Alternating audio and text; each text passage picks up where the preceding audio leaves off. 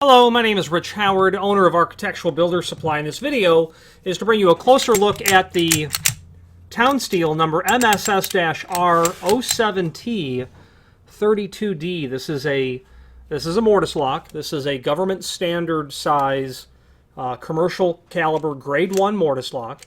This lock is designed for high traffic commercial areas such as schools, universities, office buildings, and industrial complexes. A variety of different trim combinations in a total of 8 different industry standard finishes, plated or even on stainless steel, available in clutched and regular type functions, and that's the ability of the lever trim to rotate even when the lock is locked, the point being it is intended to help reduce vandalism. Grade 1, meaning it's been tested to 1,000,000 cycles. UL and ULC, fire rated for up to 3 hours. This is a single cylinder function, and that's buried down in the part number as well. It's a classroom function, in fact. And the function of that is the 07 in the part number. And what that basically means is you will always have the exterior lever or knob rigid, in this case a lever. You always need a key to come in. The inside is always unlocked, and you can always exit by just rotating that trim. Always. There's no way to lock it from the inside because it's always locked on the outside. There's no way to get trapped on the inside because it's always free exit from the inside, or the unlock side. This is the, let's see here now, this is the Tango lever, which is a sectional trim by TownSteel. A lot of this review is for fit and finish, and I'm relatively new to TownSteel locks, and this is actually my first video of a TownSteel mortise lock, and I can tell you that for the cost, I wouldn't hesitate to use this lock. I would use it in lots of instances where you needed something that was going to be quite robust and fit in obviously into a mortise lock function, because the cost of the product is literally less than half of what another lock could easily cost you. The fact that it's grade 1 puts it on an even bar. It's been tested to 1,000,000 cycles. So has all of the other locks that are substantially more expensive, certainly. But when it's grade 1, it's been tested and certified to that level. That's something quite attractive when you're thinking about not spending so much money. Now, where we would sell a TownSteel lock like this, quite frankly, is in a residential installation. Someone wants to do a modern sort of look on their house, and they want a mortise lock, just like they'd have in a commercial or industrial setting on the front of their house. Okay, there are advantages to mortise locks and why you might want that. It's a lot of lock that's happening here. It's a large body. These are generally thought of as more difficult to defeat because of the construction that you're contending with a giant piece of locking hardware on the door that you would ultimately have to defeat the entire item to be able to bypass the lock. So mortise locks are used in that sort of scenario. Now this Tango lever is going to have this sectional rows. There's sectional trim and then there's escutcheon trim. Think of sectional trim as nothing other than a rosette under the knob or lever. Escutcheon trim would be a rectangular plate that the knob or lever would sit into, and your thumb turns and your cylinders would go through that plate. When your thumb turn or your cylinder is separate or sectioned off from each other, it's sectional trim is why that is. This is certainly a hollow tube, round, returned back to the face of the door in this Tango lever. You're going to obviously have the scalp plate that will fit over the lever after you install it down onto the door. You screw it to the face of the door. We'll talk about the installation in a moment. So the levers are nice. We've got 2 levers, obviously. We also are going to have, of course, the strike plate for the frame, and that's a typical 4 7/8 strike that you'd have, meaning it's intended for a hollow metal frame. That's standard strike height of 4 7/8 and then 1 1/4. That's stainless steel. You're going to have a dust box that will go behind the strike, and that's typical and common. That's to prevent dust from leaking out, and we'll also close off the hole in the strike, that large hole. This is going to serve to close all that off. You're then going to have the mounting hardware, and one thing that I like about this lock is there's not a lot to it. Mortise locks, really need to be simple and straightforward. You're going to have your spindles that you're going to run through the lock body and attach your lever trim to, or your trim to. You're then going to have, of course, the through bolts that are going to hold the trim together. And then you're basically going to have your screws for putting the lock body into the edge of the door, the strike onto the frame, things of that nature. Now for me, a hallmark of a lock set is how smoothly the cylinder works. And I can tell that this is made of solid brass and does indeed have nice smooth operation. Okay, that cam that's on the back there, that's going to be the required cam to work with this style body. You could not change that.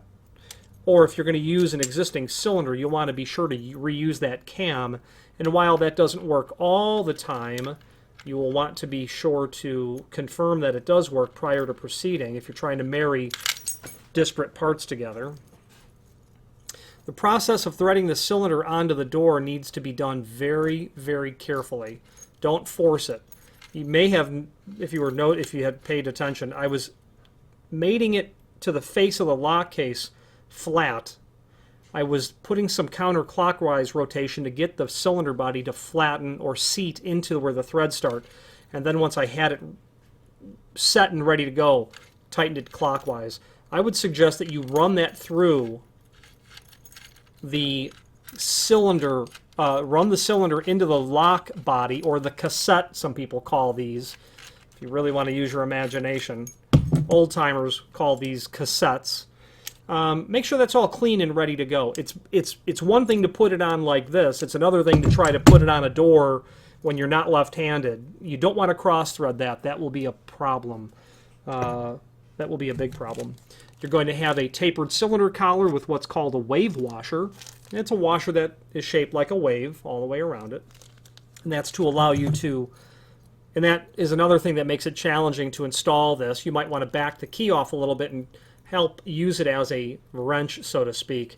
You want that wave washer to be there so that the cylinder collar is snug underneath the head of the cylinder, but not so tight that it doesn't turn, because you literally want it to turn, because that cylinder collar there, if someone were to try to defeat the lock by putting a wrench on the head of the cylinder and spinning it off, you want that to spin, and you don't want them to be able to grab onto the head of the cylinder. So you want that to be basically concealed inside of that cylinder collar. That'd be a normal, healthy operation for this sort of lock. But my overall impression is it's good. You know, you're not going to be able to buy replacement parts. If this were to break because of vandalism or just failure, you don't have any way to replace just pieces like you would on domestically manufactured locks, or at least those Mortise locks that are manufactured by the names that you would find in architectural specifications. However, for moderate or low use, where cost is more important, again, I really wouldn't hesitate to use this. A Mortise lock like this could be very smartly used on the front door of an entrance to a multi-unit rental space, a 12-flat building. Put this lock on there with a proper electric strike. That's a different conversation. And I think you'll get something that's going to be rated for 1,000,000 cycles. I think you're going to get something that's going to take a lot of use every day, all day long. And I think you're going to be quite pleased with how this is going to work for you over time.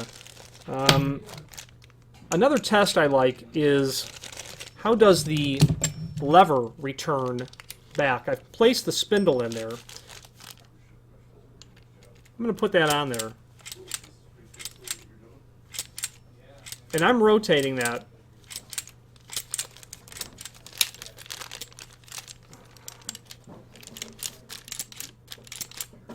And I tell you, it feels pretty strong.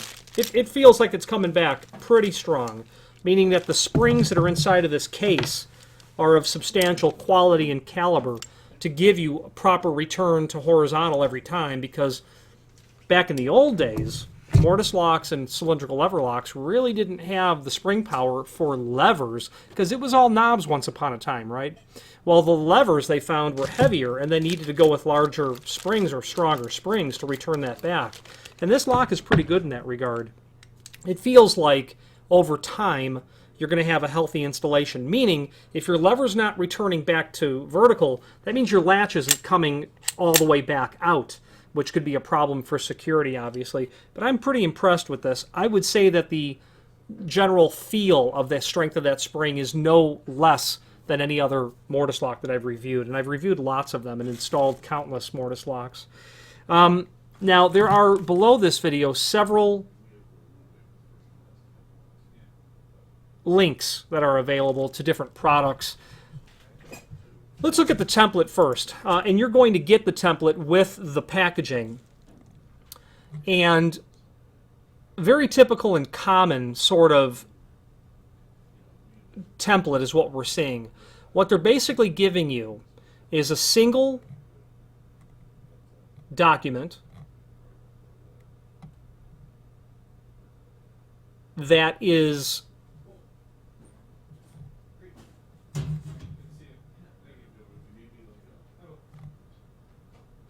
very simple and straightforward in the sense that they are giving you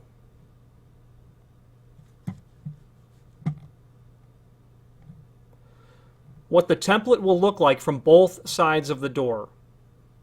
Okay? So that you can use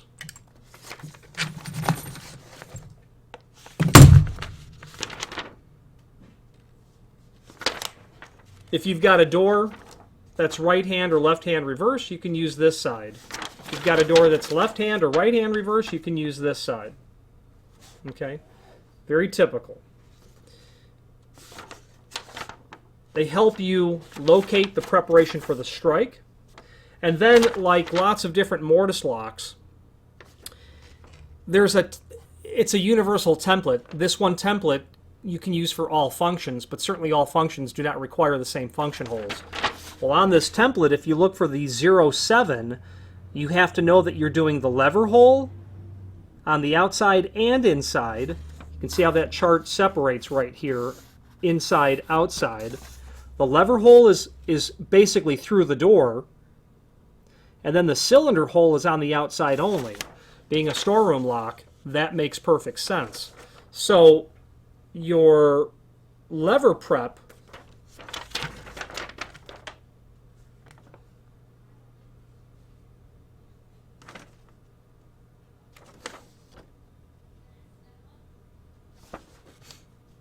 the first time I'm looking at this.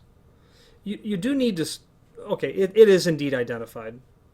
Your knob and lever hole, which is called out right there, does state drill only if you have knob or lever on this side of the door. Okay, that makes perfect sense. And it's going to say that for the cylinder hole, for the thumb piece hole, for the through bolt hole, and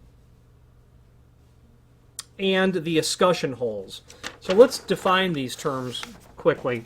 So the hole here and down here, those are going to be your escutcheon holes.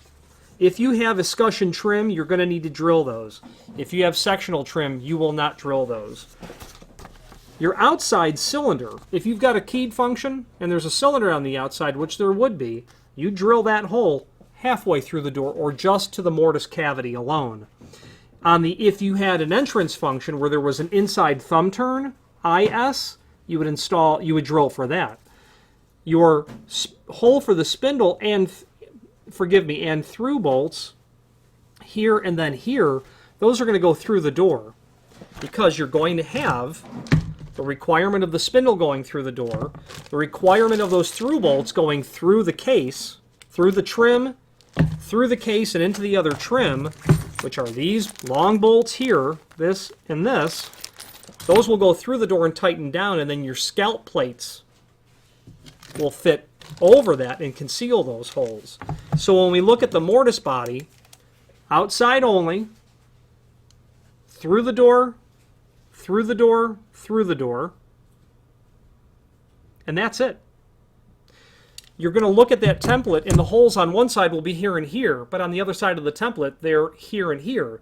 Same holes. Just imagine yourself on the other side of the door, and they would look opposite to you. It would be helpful for you to drill the lock case.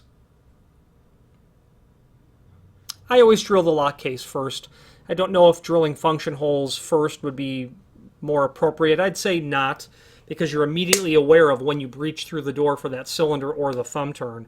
So you'll drill your mortise pocket. If you need any, after you've bought this, if you want to talk about how to prep a door, certainly a wood door, feel free. I've mortised for those several hundreds of times, certainly.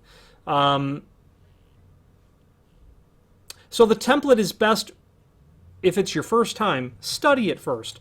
Make sure everything makes sense. Don't drill anything until you've double-checked your work and your reality check completely checks off. Don't drill anything, because with sectional trim, you don't have an escutcheon plate to cover up a boo-boo, meaning don't drill that inside thumb hole turn on the exterior of a door for an 07 function, a storeroom function.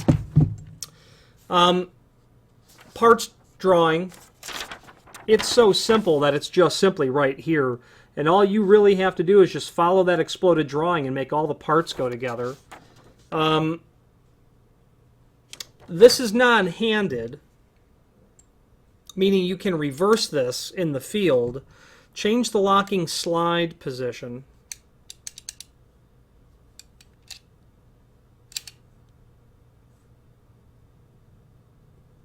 Oh, okay. So what they're giving you is the ability to completely rehand this, and it's less elegant than I think it could otherwise be in terms of reversing it. However, you're going to need to. This lock that we have here that's arrived to us, I'm going to be able to tell you what hand this is. Okay, so this is for sure sent from the factory as a left hand or a right hand reverse, meaning this side of the door, that trim is locked, because in a storeroom, it's always locked. If I reverse this to the other side, it's always unlocked. That means this face of the body is the inside, which means the orientation of the latch bolt is for a left-hand door or for a right-hand reverse. If you have to reverse that, you're going to have to follow the steps on the bottom of page 1.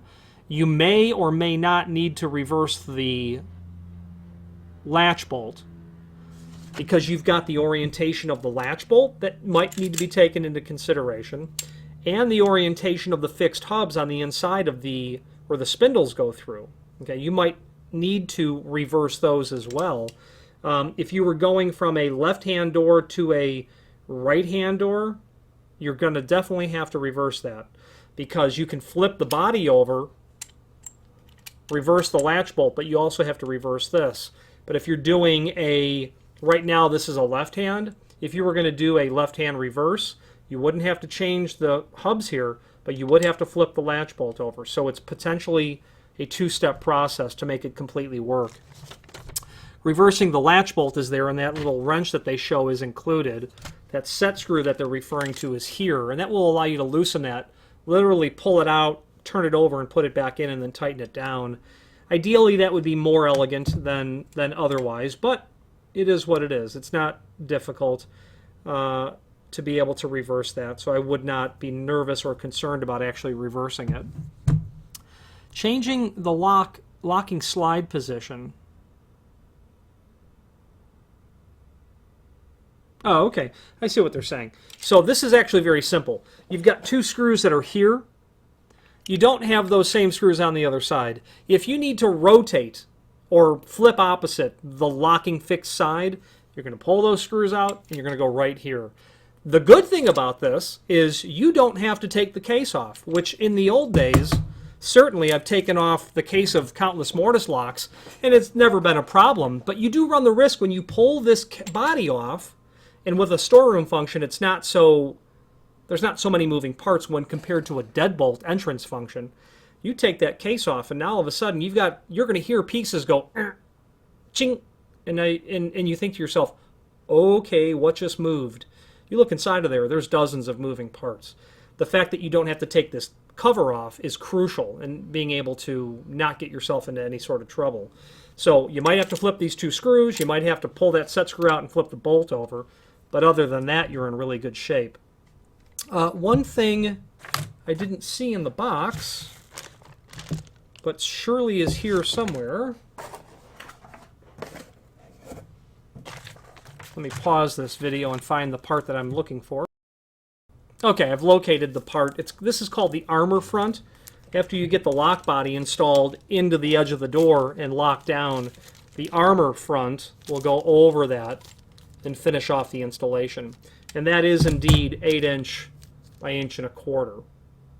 Okay, so very typical format. Now, the point of this mortise lock is that this TownSteel lock fits that government standard, what's called an 86 edge. If you've got metal doors and frames prepped for an 86 edge, you're good to go. If you've got a wood door, you're just going to prep it. 8" tall, 1¼ inch wide. You're going to create that lock body pocket that's referred to there. You've got the actual size looking at the template. You just have to take that and go 4½ inch deep. And yeah, you could envision in your head a 1" spade bit and lots of holes. That's dreadful. It'll work. It'll make a heck of a mess. It'll work. And if you're doing one, that's probably going to be just how you do it. They do make a better tool for doing it, but that tool, the last time I bought one, was probably $1,500. So you have to do lots of those to make that make sense. But it is an elegant tool. So you'll get the template, you're going to get the installation instructions, you're then going to get, the reversing instructions should you need to. Then they're going to show you how the unit goes together just graphically by this drawing. And reviewing this,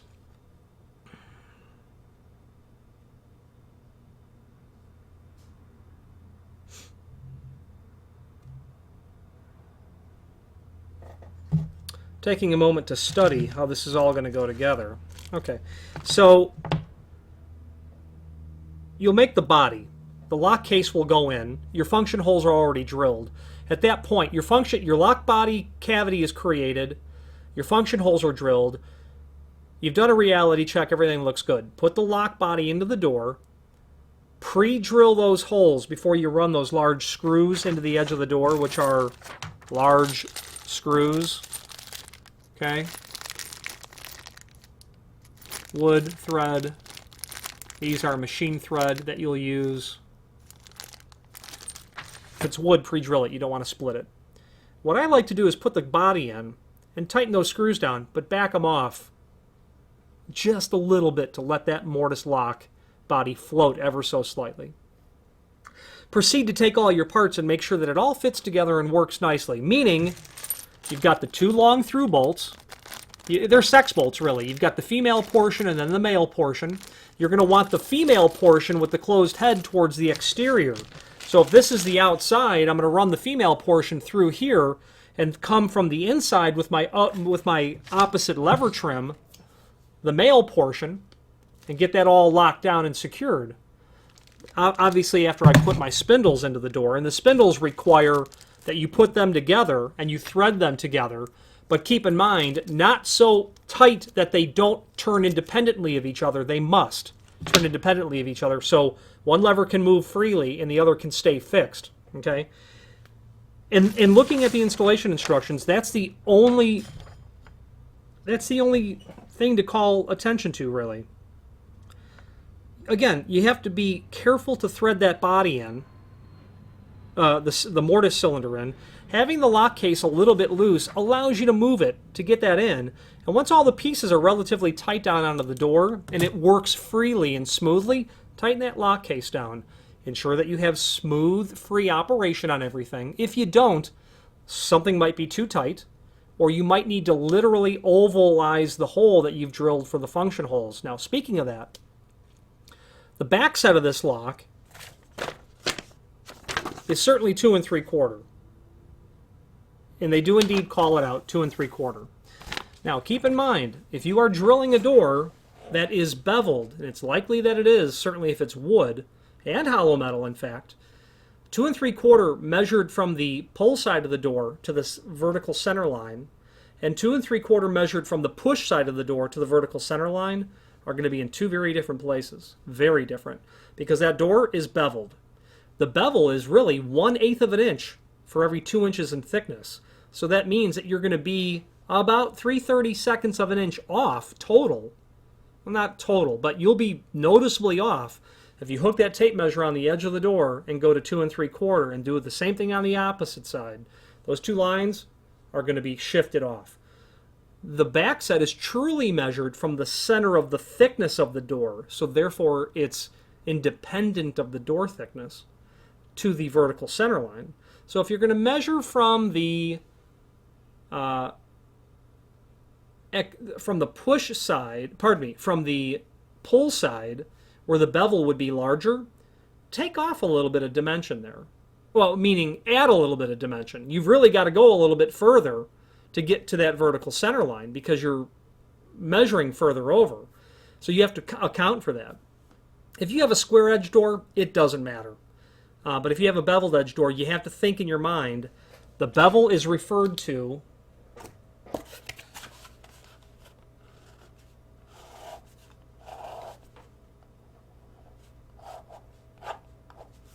this is the edge of the door. This is my beveled edge.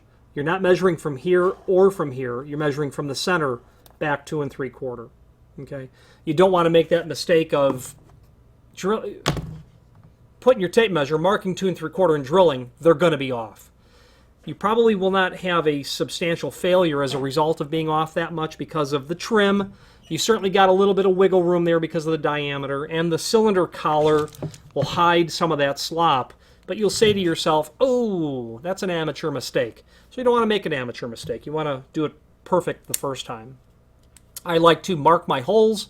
I like to use a center punch, regardless, so that when I start to drill, my drill bit is seated properly where I want the hole to enter into the space.